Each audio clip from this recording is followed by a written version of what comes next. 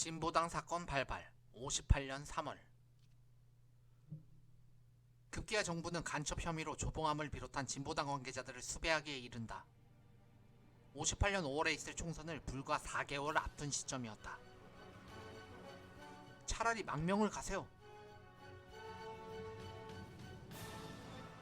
그렇게 하면 내 혐의는 다 사실이 되고 애꿎은 당원들만 희생됩니다. 설마 죽이게 하겠어? 선거 끝나면 풀어주겠지. 결국 58년 1월 조봉암을 비롯한 진보당 간부 7명이 국가보안법 위반 혐의로 검거된다. 끊임없이 나돌던 루머가 현실이 된 것이다. 혹시나 했더니 역시나. 그리고 정부는 곧바로 진보당의 등록을 취소해버렸다. 엥? 아직 재판은 시작도 안 했는데? 첫 재판은 58년 3월에 있었다. 사상 유례가 없었던 희대의 정치적 사건에 당시 법정안은 발 디딜 틈도 없이 사람들로 가득 찼다. 문제는 진보당이 주장했던 평화통일론이었다. 평화통일은 북괴가 사용하는 문구인데 진보당에서 평화통일을 운운하는 것은 대체 무슨 의도인가? 북한에서 평화통일이라는 말을 쓴다고 해서 우리가 그 말을 써서는 안 된다는 논리는 억지요. 넌센스예요. 북한에서 밥이라고 한다고 우리가 밥을 떡이나 죽이라고 하진 않지요. 북한이 평화통일론을 들고 나온다면 우리는 수세에 몰릴 것이 아니라 오히려 적극적이고 능동적으로 주도권을 잡아야 한다고 봅니다. 그리고 이렇게 쐐기를 박았다. 만약 평화통일론이 보안법 위반이라면 54년 제네베 회담에서 외무장관이 밝힌 평화통일 방안도 당연히 유죄가 아닌가요? 하지만 검사는 답변을 회피했다. 피고 조봉암이 주장하는 유엔 감시하의 남북한 총선거는 대한민국을 부인하고 헌법을 무시한 처사란 말이오. 진보당의 강령 자체가 국가보안법에 저촉된다 이 말입니다. 북진통일 대 평화통일. 이승만 정권의 기본적인 통일 정책은 북진통일이었다. 이는 한국전쟁 이전부터 꾸준히 주장되어 온 이승만의 보관이었다. 북한을 무력으로 쳐서 통일시키자. 그러다가 한국전쟁 중에는 휴전을 반대하는 논리로 북진통일론을 주장했었고 이승만은 대중들을 동원하며 여론몰이를 했었다. 직장인 상위 군인들은 물론 학생, 부녀자, 매춘부들까지 동원하며 각종 걸기대회를 전개했던 것이다. 물론 전쟁 기간 중에는 대중들도 북진통일을 염원하고 있었다. 통일이 아니면 죽음을 달라! 여기에는 월남민들의 열망에 부응하는 측면도 있었다.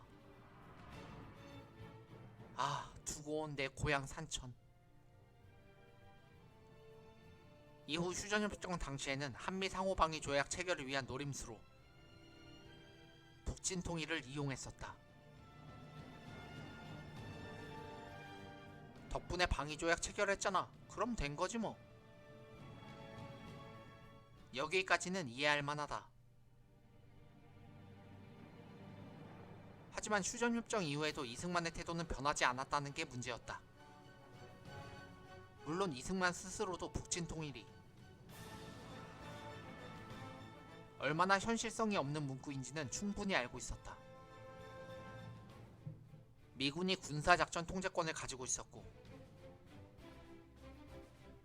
전쟁을 하고 싶어도 통제권이 없는데 뭔 수로? 한미 상호방위 조약을 체결하면서 한국은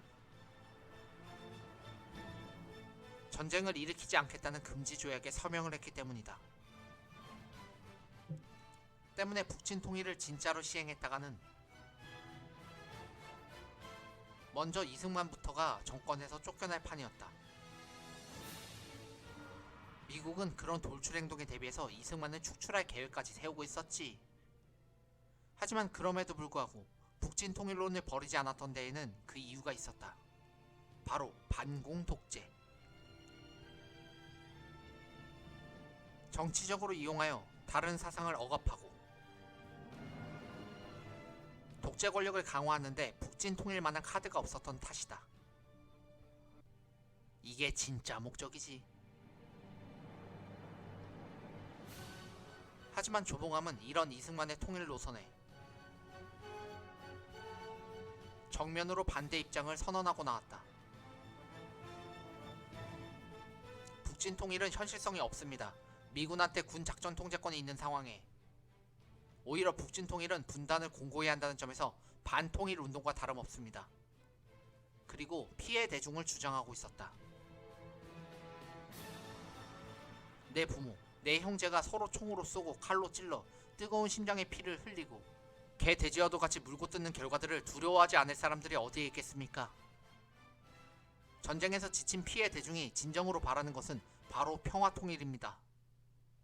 즉 이승만은 동원 대중을 바탕으로 북진 통일을 주장했다면 조봉암은 피해 대중이라는 보다 현실적인 상황을 바탕으로 평화통일을 주장하고 있었던 것이다.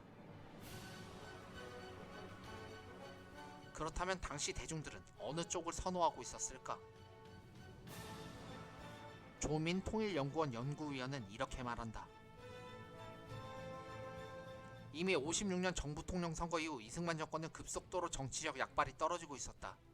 당시 국민들은 북진 통일이 현실적으로 어렵다는 생각에 공감대를 가지고 있었기 때문에 조봉암의 평화통일론은 커다란 반향을 불러일으키고 있었다. 서중석 교수는 이렇게 덧붙인다. 북진 통일을 외치는 사람들에게 평화통일처럼 무서운 것이 없었다. 이승만은 북진 통일을 통해 독재 권력을 강화하고 극우 반공체제를 확고히 하길 원했는데 평화통일이라 하면 그것을 모두 허물어버릴 수 있는 그런 역할을 했기 때문이다.